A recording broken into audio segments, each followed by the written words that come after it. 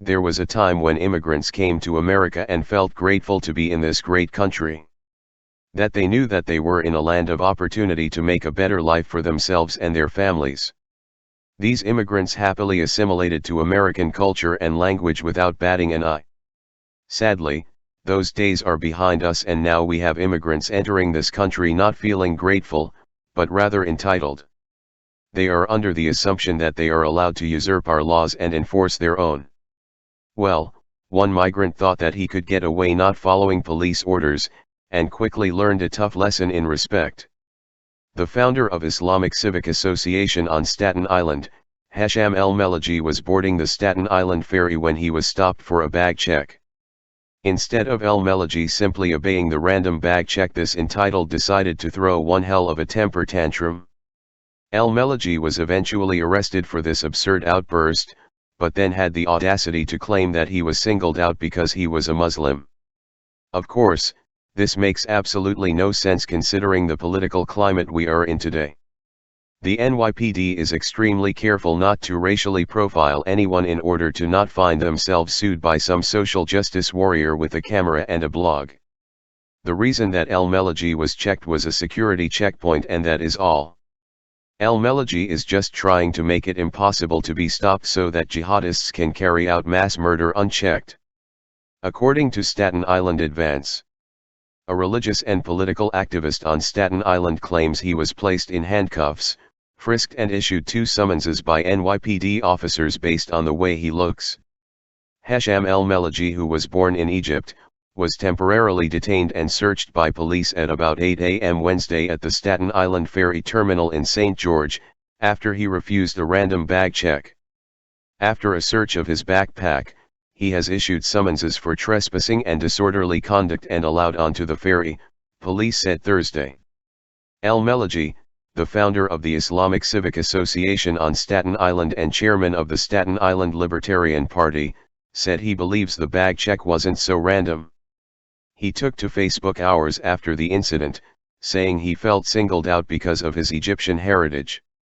"I have no doubt that many people are in fact stopped randomly, but the manner this was done in my particular case made it feel different," said El-Melagi. He said there were at least 5 people in front of him carrying purses and backpacks when an NYPD officer walked into the crowd, extended his arm and ordered him to a table for a bag search. "I said no thank you," said El-Melagi. He replied that he's not asking me, but telling me, and I replied again, "No, thank you." A spokeswoman for the NYPD said there are no set guidelines as to which passengers are selected, such as every 5th or 10th person. "There's no science to it," said Det Kellyanne Ort. "It's like flipping a coin." She said El-Melagi was not personally selected. Many other people had their bags checked during that same time frame. But El-Melagi argued police were in violation of the 4th Amendment. The amendment protects the right of the people against unreasonable searches and seizures, and no warrants shall issue, but upon probable cause. NYPD policy states a passenger is not required to hand over their bag, however, they would have to find an alternate form of transportation. A policy that El-Melagi said also is a rights violation. "It is an infringement of my right to travel freely without molestation and due process of the law." Random searches of bags in the New York City subways, commuter railways, and on buses were first enacted in 2005, under Mayor Michael Bloomberg, as officials expressed alarm about the latest bomb incidents in the London transit system, according to a New York Times report.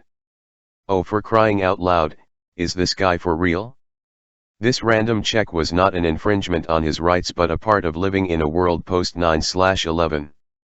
This is what is to be expected considering that terrorists were, in fact, responsible for killing 3,000 Americans in the name of Allah. Also, this had nothing to do with El-Melagi's race, and the NYPD called him out and his faux rage. The NYPD noted that many other people had their bags checked during that same time frame, including whites, blacks, and Hispanics. After all the terrorist attacks we have seen happen around the world recently, having a random bag check is really not that big of a deal. And, If he does not like that, then he can go back to the Middle East where he belongs and leave the rest of us alone.